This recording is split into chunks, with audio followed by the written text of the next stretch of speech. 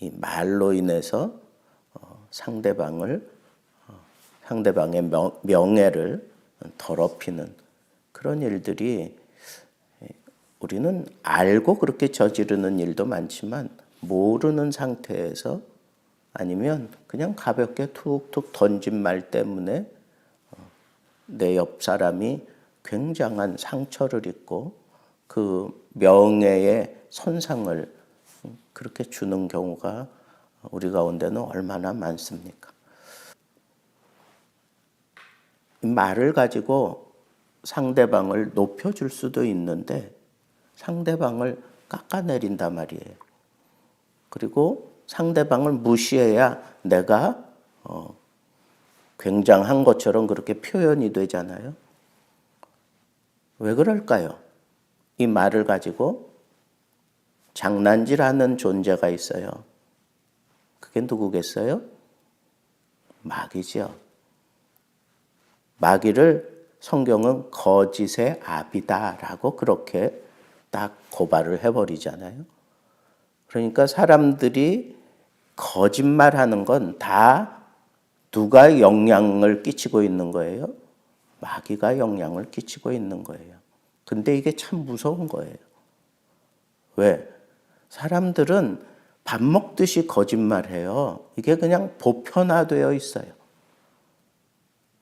이 말로 거짓말하며 살아가는 게 그냥 보편화되어 있어요. 보편화되어 있다라고 하는 이 얘기는 그냥 우리 일상이 그냥 거짓이다. 뭐 그렇게 봐도 과언이 아니다. 그런 말입니다.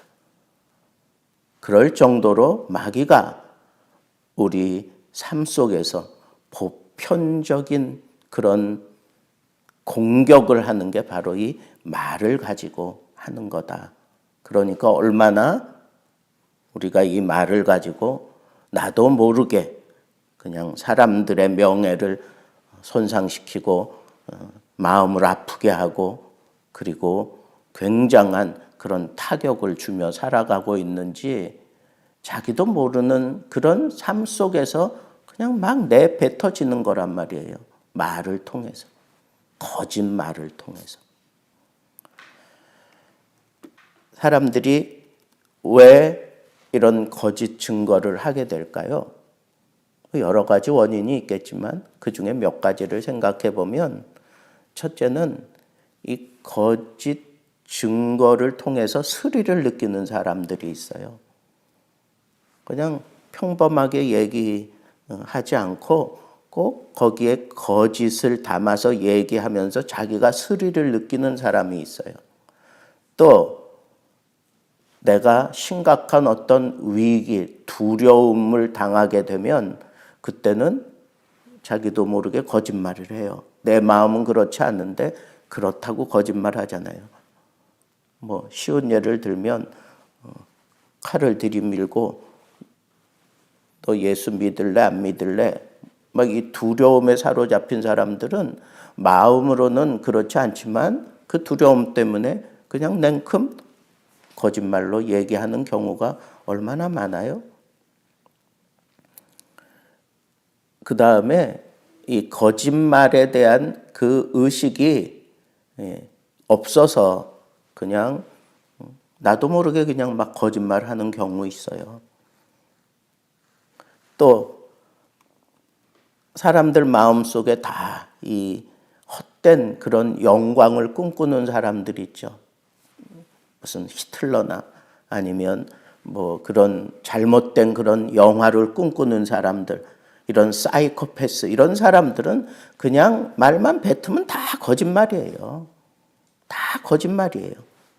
뭐 드라마를 보세요. 사이코 드라마 같은 걸 보세요. 처음부터 끝까지 다 거짓말로 일관하고 있는 것을 보고 있어요. 왜? 헛된 욕망이 그 속에 있어서 그런 거예요.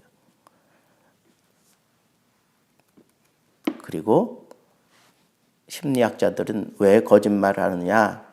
그거에 대해서 자아가 너무 강해서 자기 이득을 챙기기 위해서 이기심으로 사는 사람들은 거짓말한대요. 이타적으로 사는 사람들은 보편적으로 거짓말하지 않는데 자기를 위해서 아주 에고가 강하고 그리고 자기 욕심을 위해서 사는 사람들은 어쩔 수 없이 거짓말하는 상황이 계속 연출될 수밖에 없대요. 자, 그러면 우리는 이런 거짓말을 어떻게 타파해야 될까요? 무엇보다도 이게 보편적이니까 거짓말은 이건 하나님이 가장 싫어하는 거야. 이건 마귀가 나를 조종하는 거야. 이건 너무 보편화되어 있어서 내가 죄라고 인식하지 못하고 있는 거야. 죄로 인정해야 돼요. 죄로 이 거짓말을 분명하게 인정하고 이 죄와 싸우려고 하는 자세를 갖기 전에는 우리가 그냥 쉽게 거짓말할 수밖에 없다는 거죠. 그리고 성경은 거짓말하지 않으려면 그건 좀 소극적인 방법인데 말을 적게 하라는 거예요. 말을 적게 하고 일을 많이 하래요. 일을 많이 하면서 말을 적게 하는 거. 그다음에 이 거짓말이 마귀의 산물이니까 우리는 거짓말하지 않으려면 하늘의 언어로 우리는 살아야 돼요. 하늘의 언어로 살아야 돼. 하늘의 언어가 뭘까요? 마귀가 거짓말을 하면 우리는 진실을 얘기하고 참을 얘기하고. 이 진실이 뭐예요? 그게 성경이죠. 우리 앞에 펼쳐 있는 이 성경이 진실이잖아요. 이게 참이잖아요. 그러니까 우리는 아예 훈련을 해야 돼. 성경적인 표현을 하려고 그렇게 막 애를 쓰고 노력하면 자연적으로 거짓말과는 우리가 멀어질 수밖에 없어요. 이 말씀 자체에 또 능력이 있기 때문에 말씀을 가지고 마귀가 거짓말로 예수님을 호리고 예수님에게 허영을 심어주려고 그러고 예수님을 막 지켜오려고 막 이럴 때 예수님께서 무엇으로 그 마귀를 물리쳤어요? 말씀으로 물리쳤잖아요. 그죠? 기록되었으되 사람이 떡으로만 살 것이 아니요 기록되었으되 다만 하나님만 경배하라 하였느니라. 그러면서 말씀으로 마귀는 계속해서 거짓을 조장하며 예수님을 시험했지만 예수님께서는 그 말씀을 가지고 물리쳤어요. 마귀가 가장 싫어하고 두려워하는 게 뭘까요? 하나님의 말씀입니다. 그 말씀에 든든하게 서 있는 사람을 마귀는 절대로 건드리지 않아요. 건드릴 수도 없어요. 그러니까 우리가 하나님의 말씀을 늘 암송하고 하나님의 말씀을 내 마음의 등불로 삼아 그 말씀을 가지고 이 어두운 세상을 밝혀가듯이 이 거짓으로 그냥 넘쳐나는 이 세상에 우리가 빠져 허우적거리지 않으려면 이 말씀을 들고 이 말씀의 등을 밝혀서 우리가 하나님의 뜻을 이루어가는 삶을 살아가야 되는 것이 참 지혜로운 일이다 아니할 수 없습니다. 또 성경에는 내 입에 파수꾼을 세워라. 또 내 말과 내 마음의 묵상이 주께 연락되기를 원한다 하는 그런 시편 기자의 고백처럼 내가 이런 말하면 우리 주님이 받으실 수 있을까?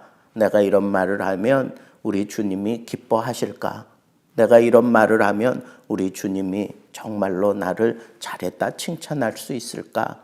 그런 의식을 가지고 우리가 말을 하면 정말 조심할 수 있어요. 무엇보다도